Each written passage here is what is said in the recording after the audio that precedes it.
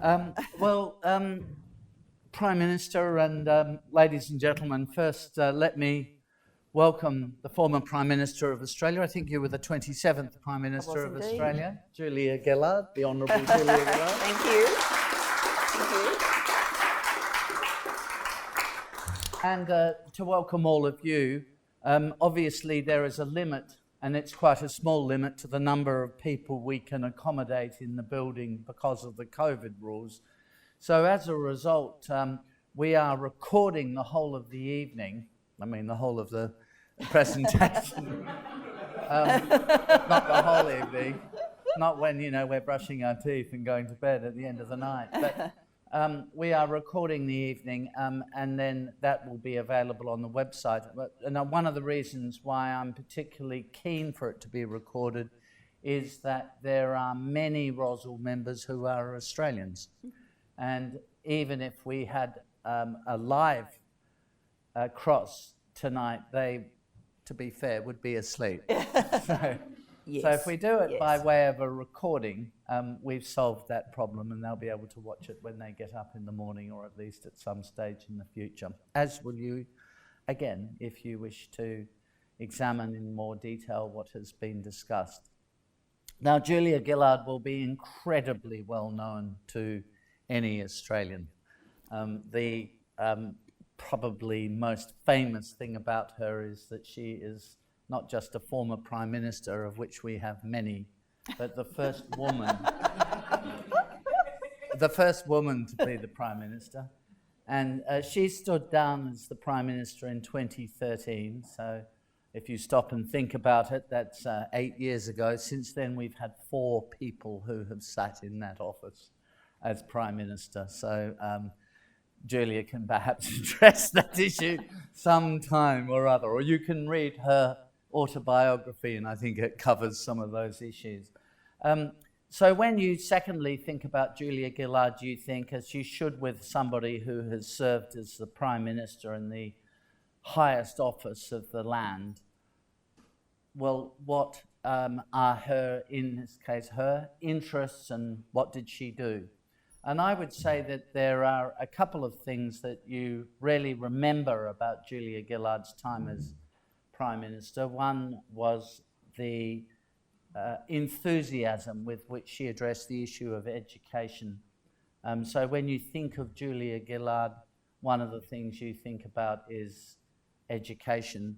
And secondly, she established as Prime Minister, and she wasn't Prime Minister for all that long, she established the National Disability Insurance Scheme, which it's taken a long time to get it up and running properly, but nevertheless, it was her own initiative, coming out of a report by an organisation called the Productivity Commission, and she launched it, set it up, got it funded, got the funding built into legislation so future governments couldn't defund it. Very cunning. It's very hard to change legislation in Australia because the governing party almost never controls the upper house, the Senate. So I think she will be remembered as the Prime Minister who did things.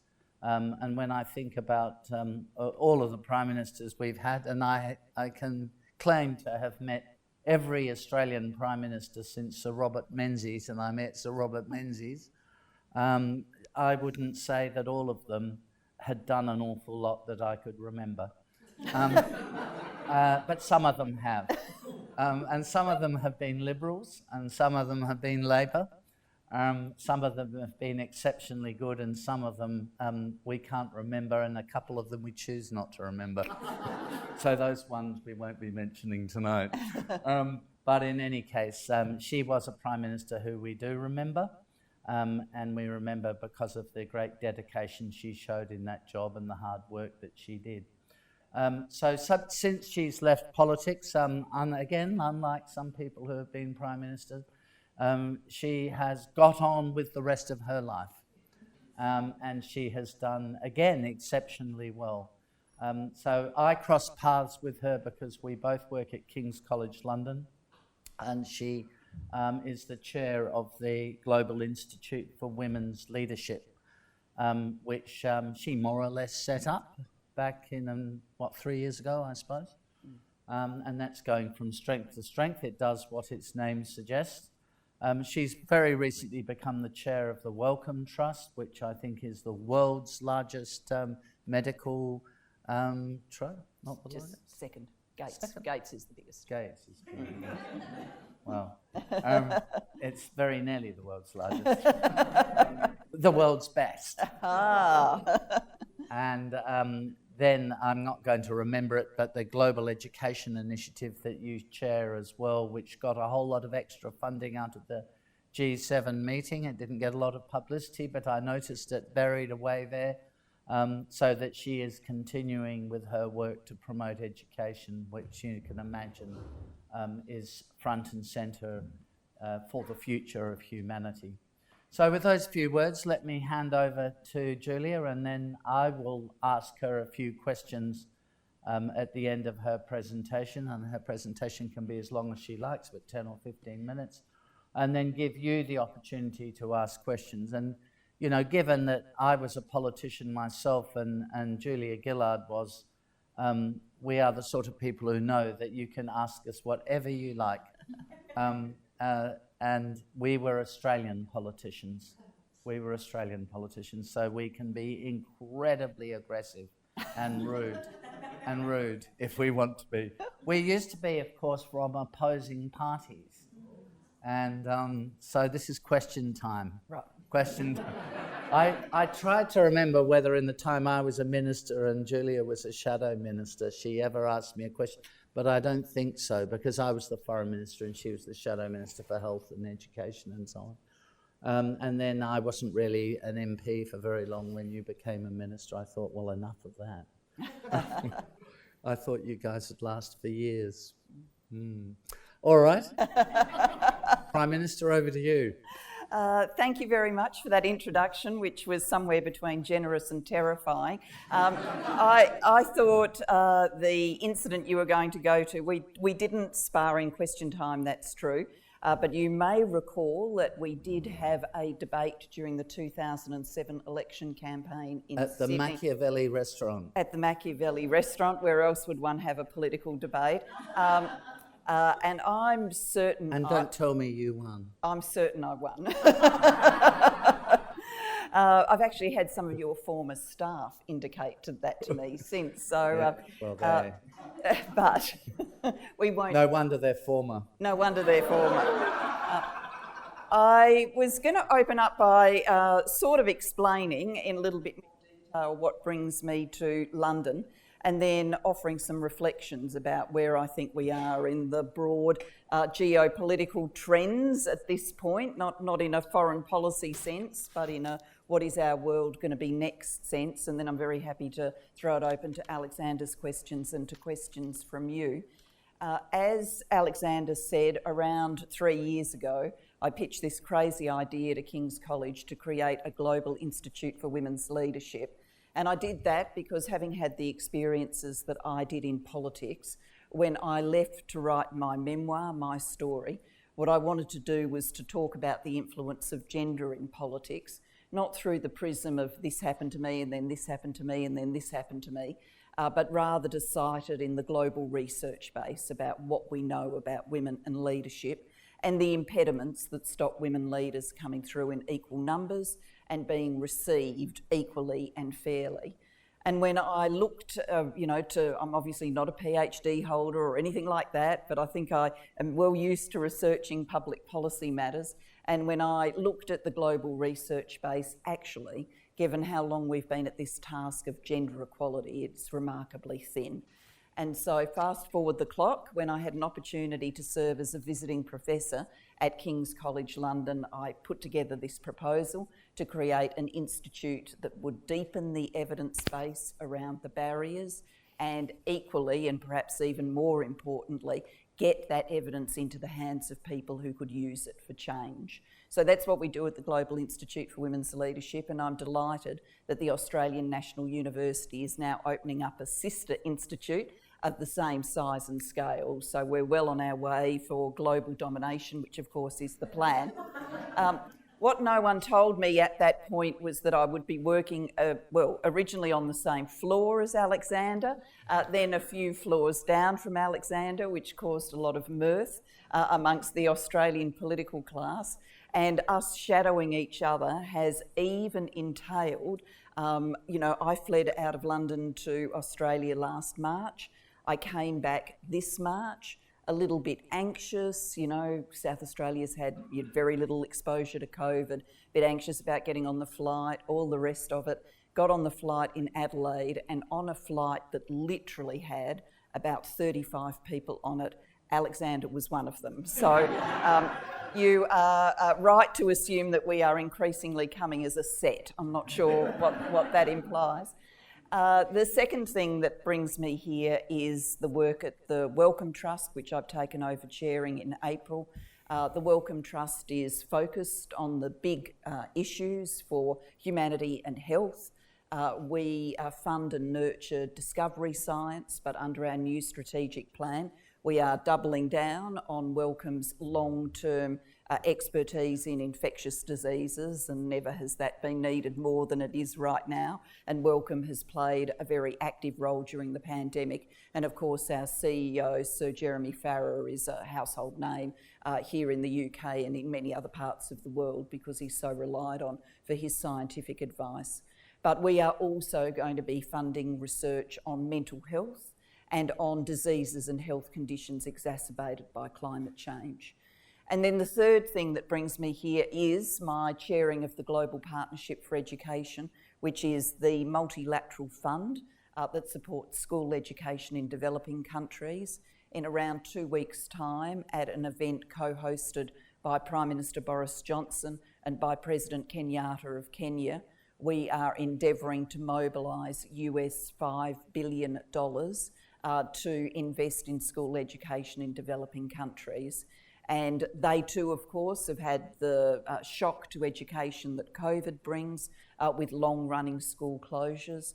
And because of inequitable vaccine distribution, the prospect is that many developing countries will have even longer school closures to face. And in these fragile systems where children were already in large numbers out of school or participating in school education for only a very short period of time, or in schools of very low quality, consequently not even developing reading, writing skills at the most basic level, maths, that the progress that we've made will be pushed backwards.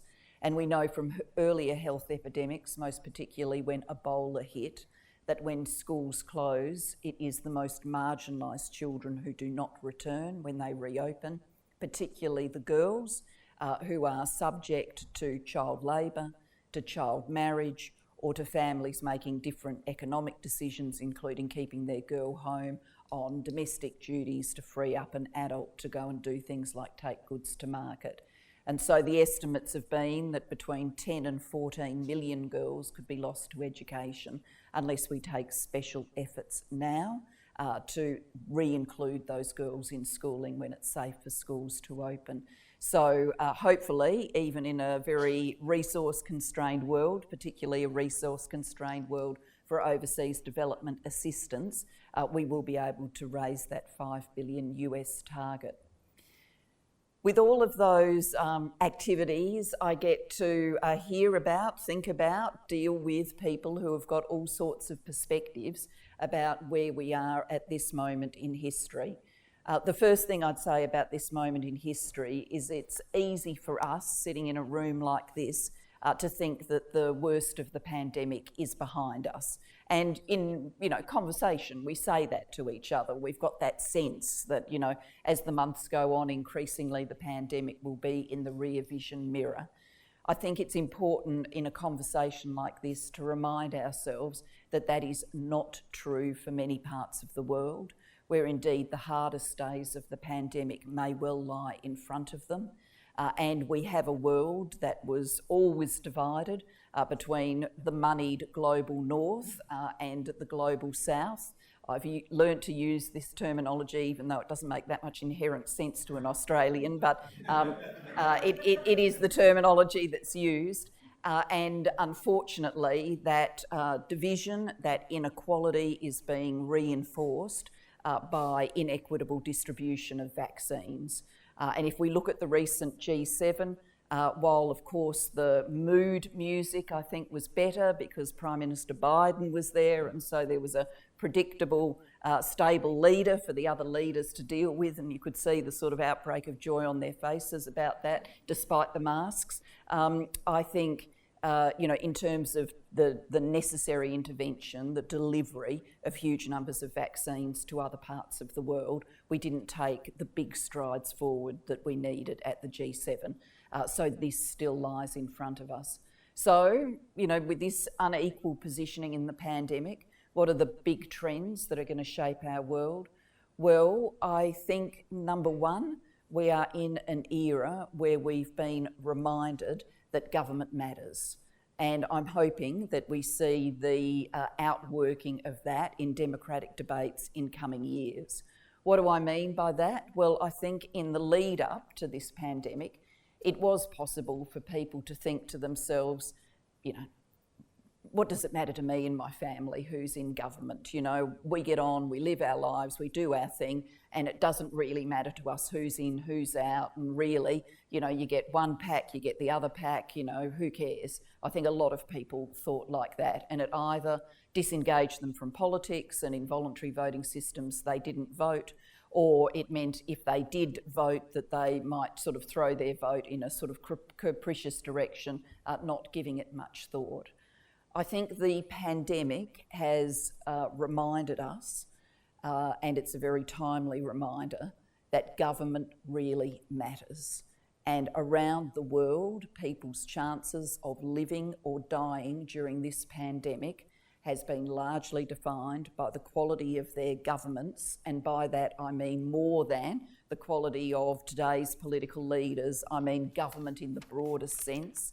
Governments, public services, civil societies, government instrumentalities, things like government-funded health care systems, government-funded public health initiatives, whether you lived or died depended on those things. And so I am hoping that we take into the era in front of us a new engagement in democracies because people realise that government matters. Second, we came to this pandemic with a view where I think science was openly dismissed, evidence was openly dismissed. There was all of the joking about whether you can pick your facts or whether facts are actually facts. There was the climate change science wars, ClimateGate and the rest of it, with a mobilised political campaign to try and cast doubt on the science behind climate change. We've now spent well over a year gathered as families around television screens or devices, watching politicians and scientists talk to us about science. And haven't we all become so knowledgeable? Now we all turn to each other at the end of one of those press conferences and say, oh, did she say the R rate was 1.1 or 1.2? Because I know that, that makes a real difference. We're all sort of, infectious diseases specialists now. I hope that experience too recenters us on the importance of science and evidence in public policy decision making. And number three, I hope that as we emerge from the pandemic and take with us the best of what we've learned, not the worst, but the best of what we've learned, we rebuild societies and rebuild the world of work in ways that are more inclusive, and from me, you would expect me to say, particularly more gender inclusive. In this country, people came out on their doorsteps time after time after time to clap for the NHS, and that's fantastic because it was healthcare workers like those in the NHS who got us through. But what I think we need to confront now is globally, these are predominantly feminised workforces who have been historically underpaid because the assumption has been that caring work is women's work is caring work, it's inherent, women know how to do it, it's not highly skilled, and so we don't have to pay for it properly. And so I hope that out of this there is a re-evaluation of the pay and respect that goes to the occupations who truly got us through. and that not all of them are highly feminised occupations. You know, truck drivers, people who mobilise the logistics in our society. These are not highly feminised occupations, but they are occupations that have been long underpaid and largely disrespected, and I hope we take with us a willingness to fix that. And then I hope we take with us too the best of what we've learned about virtual work.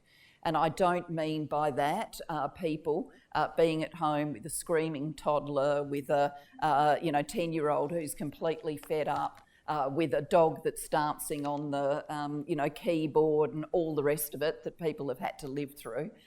What I mean is the best of it. Can we, not in all occupations because many require personal attendance, but can we in large sections of our workforce re-engineer the world of work so that it is more inclusive and better for family life?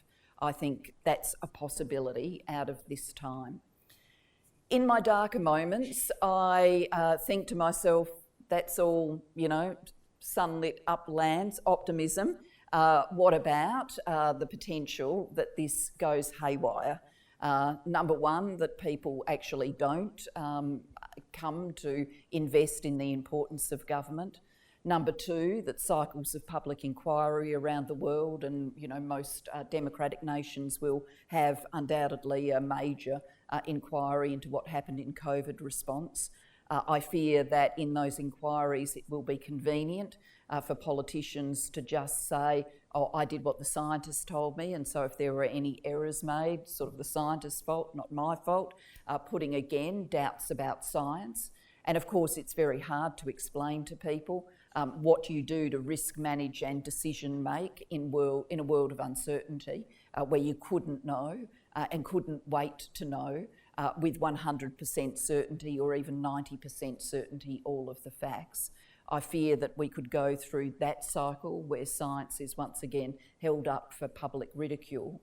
And I fear that businesses will make decisions about the world of work that are possibly driven by cost cutting, possibly driven by naivety, but we will end up with a new form of presenteeism where people will optionalise and say, you can come to the office if you want to, but you can also do your work at home. And we will wake up in a world in sort of 5 or 7 years where disproportionately men have elected to go to the office, disproportionately women have elected to stay home to balance work and family life. Businesses haven't adapted to that, and so the people who are rewarded come promotion time, pay round time, access to wonderful training opportunity time, access to mentorship by a leader in the business, the people who are rewarded are the people who are physically just there at your elbow in front of your eyes, and that will mean that men get those advantages and women get left behind.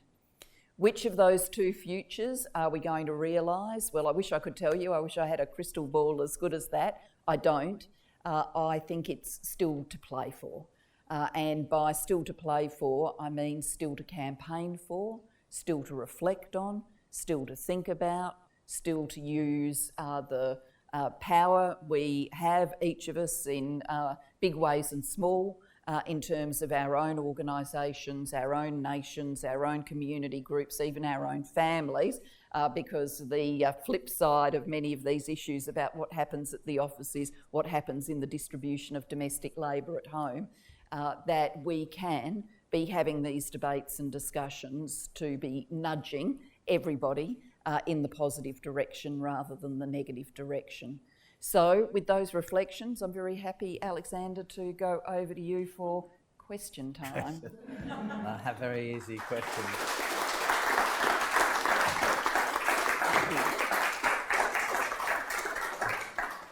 I just want to start by building on the present and the future and say that thinking here about Australia, Australia has, like every country, a very heavy focus at the moment on COVID and how that's being managed, and that has its own Australian characteristics.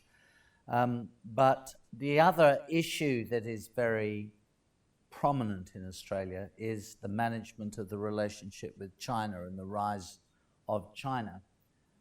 So one of the great issues the world has to face is geopolitical shifts, the shifting of the geopolitical tectonic plates. And the most important of those is the rise of China. So I was wondering if you could reflect a little bit on that. I mean, I asked you this on the telephone yesterday when you became the Prime Minister. Hu Jintao was the President of China, and during your time as Prime Minister, but not related to you being the Prime Minister, Xi Jinping became the President of China. And so I guess you met both of them. But I was wondering if you could reflect just a little bit on what you think the implications are of this geopolitical shift, and how do you think in particular, since we're speaking here in the UK, Western countries, or the North, you say, but what are broadly called Western countries, by which I mean the liberal democracies, which includes Japan and Australia and so on, how you think they should manage this geopolitical change? Thanks for the easy question. That's not the equivalent of a Dorothy Dix. They're the questions you get from your own side that are nice and easy in question time.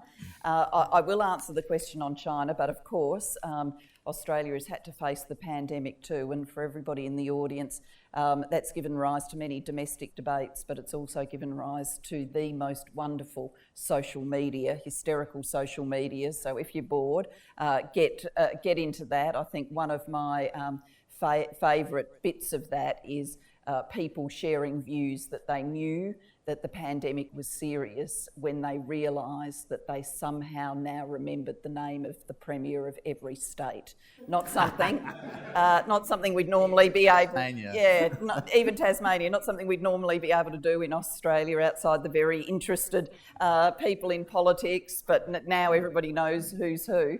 And the chief medical officers. And I don't think we even knew states had chief medical officers. Now we know their names. Well, now we know their names. And there's a wonderful video by a comedian called Sammy J, who, with a fellow scientist, claims to have found a vaccine for toxic masculinity. So I'd have a look at that. They've done a very good job of it.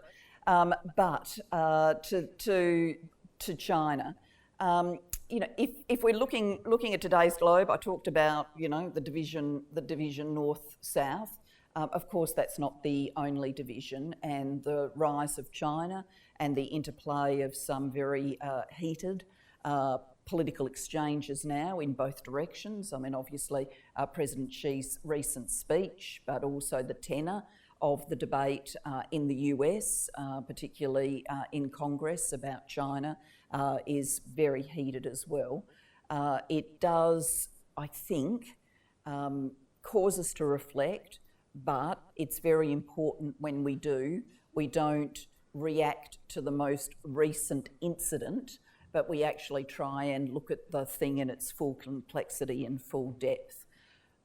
What you can certainly say is that anybody who was in the camp, and many people were in this camp 10 or so years ago, anybody who was in the camp who thought that China's economic rise would give, in relatively short order, and by relatively short order I mean within a generation or so, that China's economic rise would give an impotence, would propel the desire to create a liberal democracy, would necessarily force China in a democratic direction.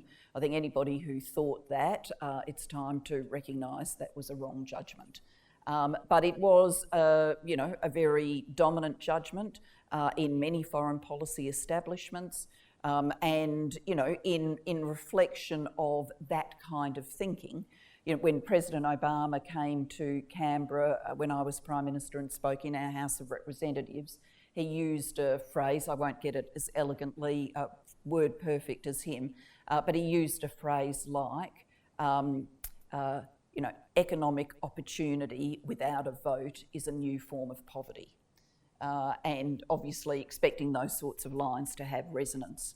I think that's behind us. What's in front of us is an understanding that China is, coalescing around the president as a sort of great man, great leader figure, with a very clear view about the nature of its future and its preparedness to be very assertive in all of its foreign engagements and foreign policy stances. And on the US side, it is increasingly popular in the US domestic debate to give a bit of stick to China. We saw that play out in the presidential campaign, and I think that's going to be with us for some time to come. But when we look beneath that to the interests, this is not, and I think it is too commonly looked at through the prism of a new Cold War. There's a lot of Cold War rhetoric around, and this is a different engagement. And the Cold War ultimately was about different political systems, global competition and hostility between the two of them, but there was not economic interdependence. At the end of the day, the American economy did not depend on whether the Soviet economy was going well or going badly. Today, in this global economy, the continued interdependence between China, the US, the global economy overall is there for all to see, which means I think that we're going to have interplaying some complex threads, some visible hostility, and by that I don't mean I don't mean armed hostility, I mean debate-style hostility, some pushing and shoving in geopolitics. We're going to have hostility, we're going to have competition, and competition won't just be economic competition, it will be who gets to define the rules of the global roads in all sorts of ways. And we will have some manifestations of cooperation around some key global questions. I think we haven't seen that. There's been in pretty short supply of late, but I do think it's possible we'll see cooperation around some global questions, potentially even some cooperation around climate change. And even as all of this plays out, if you dig down to the next level, the US obviously advocates democracy and democratic norms around the world, but it is not in the business of calling for some huge ruction in China, some huge change of regime. It's not expecting that. And China is going to continue to make some hay given the fragility of some of the democratic issues within the US, the hyperpartisanship, but it's actually not in China's interest to have the US spiral into more and more dysfunctional politics. So I think as you dig down, there's possibly more coherence, or coherence isn't the right word, I withdraw that. There's possibly more terrain that can be used to bring people together than might be visible at the top. I mean, for Australia, our long-term strategic settings, irrespective of who's been in government, has been about being a strong and continuing ally of the US. I would expect that to continue. In fact, I'm certain that will continue. And welcoming China's rise, but being pressing when we need to on questions in the relationship. Now, how any leader balances that out day to day is always a complex calibration, and some people will think a Prime Minister's got it right, some will think they've got it wrong, and so be it. You know what that's like as a long-term foreign minister, but I think whilst the individual judgment calls might vary, the strategic calculus is very shared in Australia and with others in our region, other democracies in our region. When you were talking about how in foreign ministries and I think in universities around the Western world there were many who thought China would head down the path of democracy, I was the foreign minister, I thought I might as well ask them about this. Never hesitate to ask people a question, as you're about to be able to in a second. And I met with Jiang Zemin, who was president of China at the time. And I said to him, with all this technological change that's taking place, computers and social media and so on, Mr. President, do you think inevitably China will become more democratic in the meaning that we have in the West of democratic. And he smiled and made some jokes about technology. And then he said, no, I don't think we will ever go down that path. We may democratize our party, but we won't set up a system of competing parties and open debate as you have in your countries. Otherwise, our country will fall apart. And so he must have told me that in about, 1999 or something. So whenever I've read about the theories of democracy coming to China, I thought, that's something you get out of a university in Kansas or somewhere, but I don't think that reflects the real world, and it certainly shows no understanding of China and its history. My only other question is, I think I should ask you this question. It's about women in leadership, and I just want to not to reflect on yourself, but to reflect on a couple of women who have been prime ministers. One of them for a short period, and one of them for an incredibly long period. Theresa May, who I know you know, was the Prime Minister for just 3 years or so. So I want you to tell us whether you think she suffered, she took a terrible hammering as a Prime Minister, and a lot of people will think that's entirely justified, but did she suffer partly because she was a woman? What about Angela Merkel? 16 years the Chancellor of a country of 80 million people. And she's had her ups and downs, as all Prime Ministers do, but she is going to retire in 2 months' time, undefeated, an extraordinary achievement. Has that got anything to do with her being a woman? Okay, I'm happy to take both of those questions. On Theresa May, I should just say one thing first before I come to the specifics.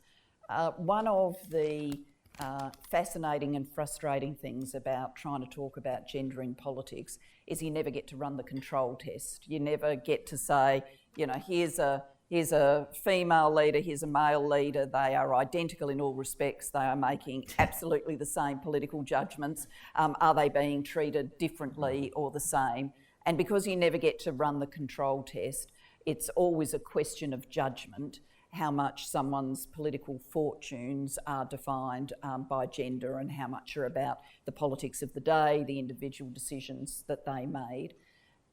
Coming to Theresa May, though, that doesn't mean that there isn't any science. And to proffer the first bit of science, a researcher who's done some work at the new Global Institute for Women's Leadership at the Australian National University, a woman called Blair Williams, she analysed the main daily papers. Obviously in the modern age you read them on screen, but the main daily papers and their coverage of Theresa May for the first 2 weeks she was Prime Minister, and compared it to the coverage of Margaret Thatcher in 1979, and found that the coverage was more gendered now, not less gendered. More references to her being a woman, more references to appearance, more references to family structure and the like. Now, I don't put the case that we live in a more gendered society than Margaret Thatcher's society. I don't think we do. But we live in a different public culture where even, very sort of staid old publications will think that it's okay to put in commentary about a politician's appearance in a way that they wouldn't have done in 1979. So I don't think in 1979 someone would have said, Margaret Thatcher was wearing a hideous jacket, whereas you would read that even in, broadsheet newspapers, quality newspapers about Theresa May. So more gendered. Her shoes. Yeah. You read about her shoes. You did read about her shoes. Margaret Thatcher never wore a hideous jacket, so... Yeah, I know I'm touching on very difficult terrain here. People like me love Margaret Thatcher. I know people like you love Margaret Thatcher. you you'll have to, given my father was born in South Wales and of his family, 5 of his brothers and sisters either became miners or married miners. You can imagine the adjective that went in front of the noun Thatcher in my household. And I won't repeat it here in polite company. It's so often repeated I would have been at risk of thinking it was her first name. So there's that bit of science. Then I think I talked to Theresa May about this. Ngozi Okonjo-Iweala, a great friend of mine, and I authored a book on women and leadership, and Theresa May was one of the 8 women leaders that we interviewed. And we asked her about her experiences and we put some of the research to her. I think, number one, the era in which she was called to lead, so after the unexpected resignation of David Cameron, was an era when managing your own side and having all of the social and political capital that comes with being a sort of clubby, on the network, strong personal relationships kind of person. She didn't have that because she'd done politics differently. She'd made the judgment call that many women make, which is if I work really hard and do my job really well, then sooner or later someone's going to notice. Rather than I really should be in the bar at 11 o'clock buying the next round of double scotches because that social capital that I'm actually investing in with this group of people is going to come in handy for me in 15 years' time when I need to pull in a favour around Brexit. So she didn't have the... And I think there's gender in that because... there's personality, certainly, but there's also gender in that because people would view a woman in a bar at 11 at night buying the next round of double scotches quite differently to a man doing it. No, so I think that was a problem for her. I think we require, and all of the research says this, people dislike women leaders if they only come across as strong. People react badly to it because the stereotype they've got in their brain is that women are nurturing and women are empathetic. So if a woman only comes across as strong and she doesn't show that sort of kinder side, people react against her and people look to women to show a greater emotional range. And when Theresa May failed to do that, that I think it wasn't the only reason, but I think it was a reason for the sort of May-bot critique, which I spoke to her about. She was prepared to discuss it, which was generous of her, which I thought got very, very nasty. And if you look at the news cover, even people who weren't writing the comedy pieces, people who were writing in the newspaper more generally, would use terminology like, yesterday the Maybot malfunctioned and required rebooting because, she'd engaged in some slip of the tongue which was being viewed as a political gaffe. I think much of that was gendered. Coming to Angela Merkel, I've only spoken very incidentally to Chancellor Merkel about these things. I attended a number of international meetings with her, and she doesn't mind a roll of the eyes during a long-winded mansplain. Let me assure you, she doesn't mind that. And I do hope she writes when she comes to write. And she should of course write about her life and times. I hope she writes on gender. But she hasn't foregrounded it, and I think there are potentially some cultural differences. There was only one interview ever where she went to gender, where she did indicate in her view that she thought people did see women leaders differently, but clearly it hasn't held her back in that political culture. Having said that, I think there are some things that she does which are very explained by gender. I mean, she obviously years ago decided she would adopt a uniform that she would wear every day to take appearance out of the question. So, you know, the one thing you can guarantee in this world, the sun will come up tomorrow and Angela Merkel will be dressed in black pants and a coloured jacket. You know, and I think she's done that very, very deliberately to take appearance questions out of public commentary. She hasn't foregrounded family, she hasn't foregrounded her husband. I think she's done that very deliberately. So I think that there are some sort of defensive moves that she was savvy enough to play early. She's quite an unusual person in that she's a chancellor of one of the most powerful countries in the world, and she's so quiet and gentle and incredibly polite, unbelievably polite. I've had a few dealings with her. It's over to you now. I've asked my questions. I could ask a lot of other questions. So yes. Oh no, there's a microphone. You can't answer the question. Hi there. I can't, because of the lighting, I can just see the hand. Hi there. My question is pretty parochial. Who you are? Oh, my name's Eleanor. In case you can't guess, I'm an Aussie living in London. My father passed away recently in the past fortnight, and the next flight I can get back to Melbourne is the 4th of September. And for my mum, who is my only other family, to get here, she requires a travel exemption. Now, she's not a tennis player or an Olympian. So my question to you both is... Or an actor. So my question to you both is, if you were still in government or in opposition government, what would you be doing about the compassionate reasons for people to have freedom of travel from Australia to the rest of the world?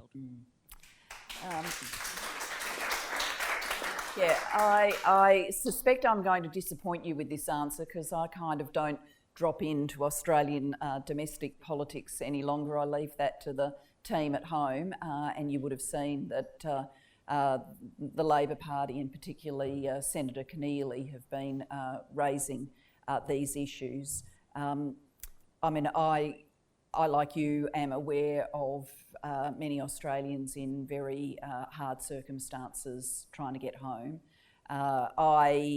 When I came here, knew that I was running a risk, which I voluntarily assumed. I got an exemption in the ordinary course with the usual paperwork, and knew that it might be very tough to get back home. You know, I don't have a pressing humanitarian need to return. In the perfect world, I would have quite liked to have gone back and sort of plan A.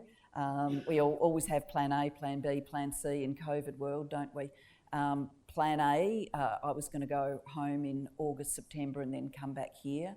But I decided when they announced the limitations in the hotel quarantine places that I wouldn't try and I wouldn't displace someone who needed that place more than me. But I'd obviously still very much like to get home for Christmas. My plan B, I'm on plan B now, is I'd like to go back in November, and I'm hoping by then that maybe vaccination rates are up in a way that means that the government will contemplate some other arrangements. Our home state, South Australia, volunteered to have the trial for people who are double vaccinated and going to be quarantining at home. So I've got my fingers crossed that that trial goes well, but it's really tough, and I'm very sorry to hear that you're here and that your mum's there by herself at such a difficult time. I have a harsher view of the Australian government, actually. I think if you're an Australian citizen, you have a human right to be able to return to your own country. That's the bottom line. And the Australian government should make sure that you're able to do so, not block you out because it suits a broader agenda, which is an absurd agenda to eliminate COVID from Australia altogether. That's not a sustainable policy.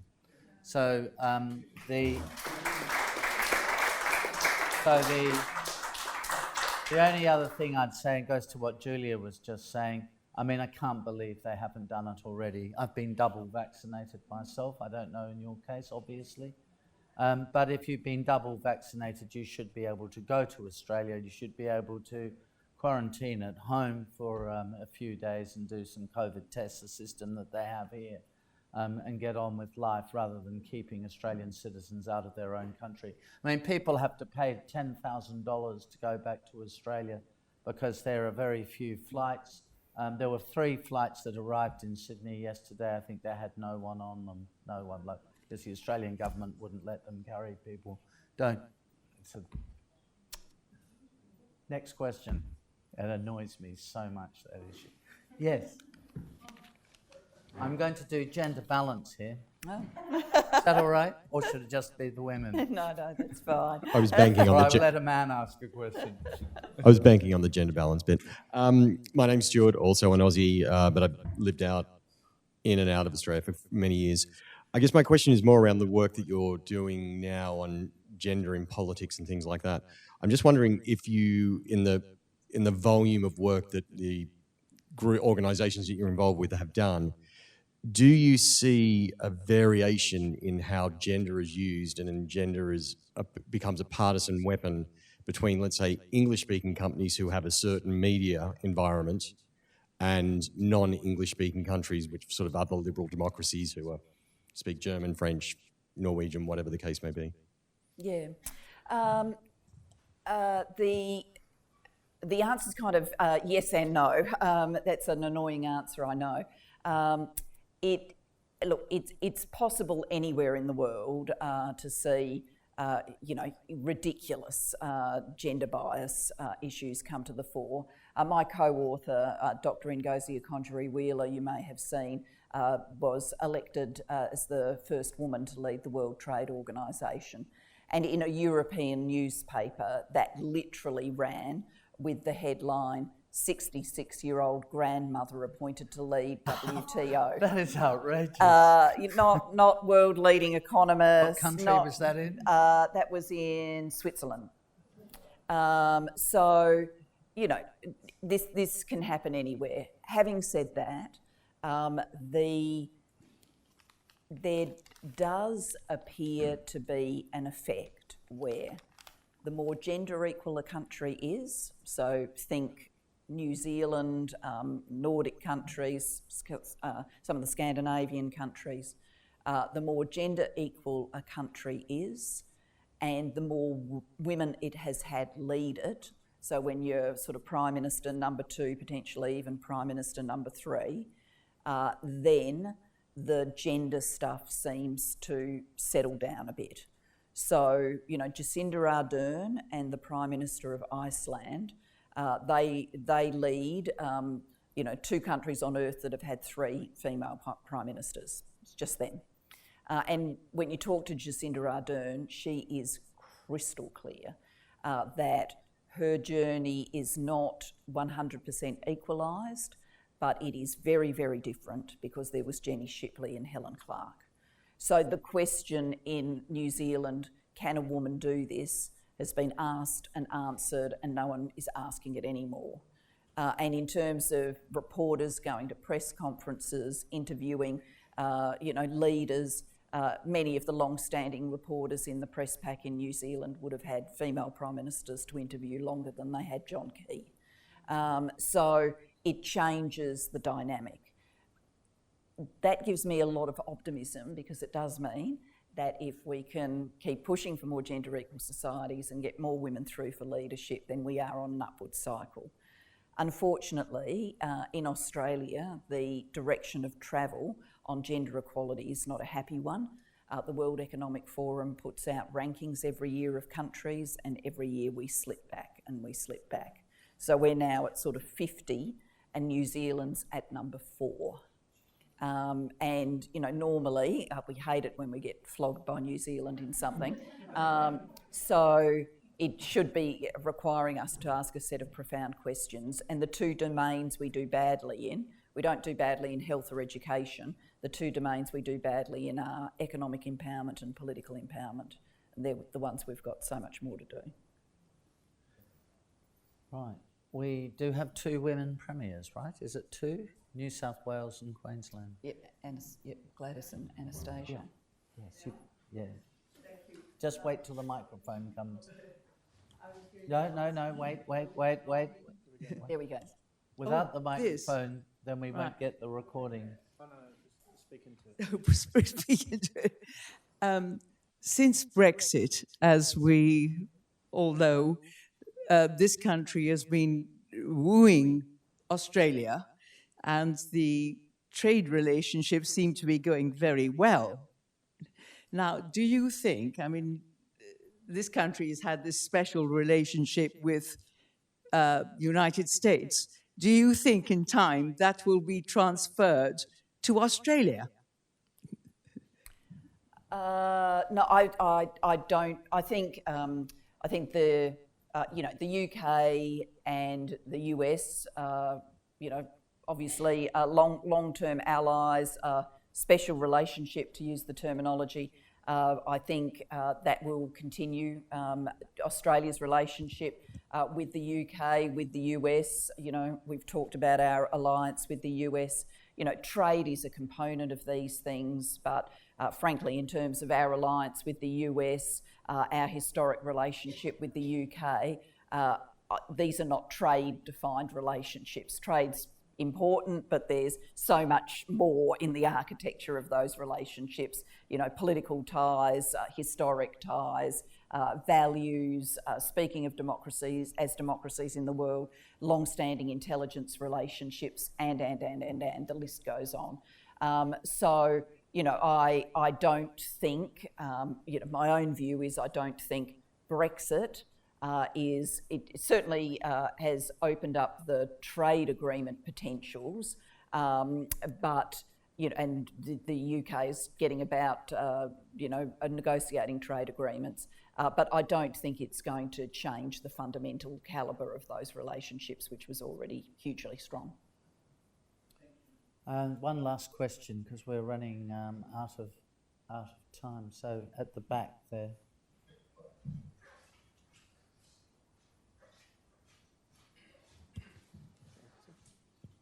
Thank you, Prime Minister. I'm a member of ROSL, Michael Beeman. I'm just curious, it's a bit of a crass question, but why have there been so many Prime Ministers in Australia in recent years? It's a trait which is happening here as well. A good question. The UK has been doing a pretty good job, pretty good job of catching up. Look, I think there are some factors that we've got in common with the world, and some that are about Australia's political culture.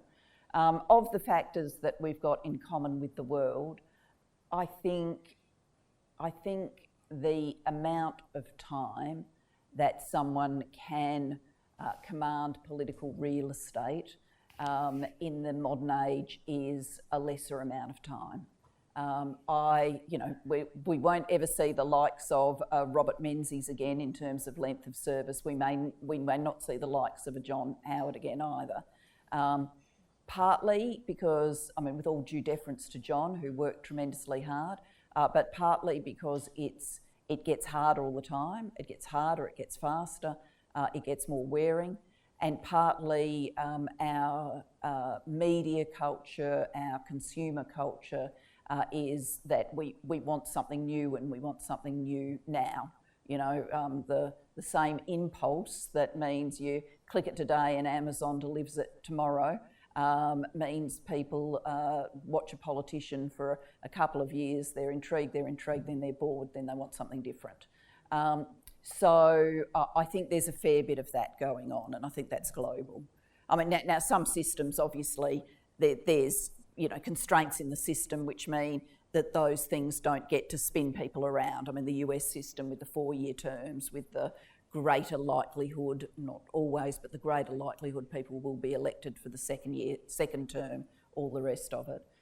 Then in Australia, I think the meta-narrative of Australian politics in the contemporary age has been a narrative about leadership. Hawke versus Keating, the shadow boxing between Howard and Costello. That meta-narrative is still there. What changed is the speed with which that meta-narrative propels events around. And I think that is part of the explanation in Australia's political culture and the circumstances that we've been in. Right, well, I think that it's well past 7:30, and I can see the Director General glaring at me saying to bring it to an end. I want to make two comments. The first is that I was some years ago in a town in North Wales, I think it's called Pwllheli, and I went to see the grave of Lloyd George. And I went in, there's a museum there as well. I went into the museum and I said to the man there who was sort of selling tickets and whatever, Lloyd George, he wasn't born in Wales though, was he? No, he said he was born in Manchester. I said, well, has there ever been a Prime Minister anywhere who was born in Wales? And he hummed and hawed and he said, no, he didn't think there had been. And I said, well, there has. There's been only one Prime Minister ever in history born in Wales, and that's Julia Gillard.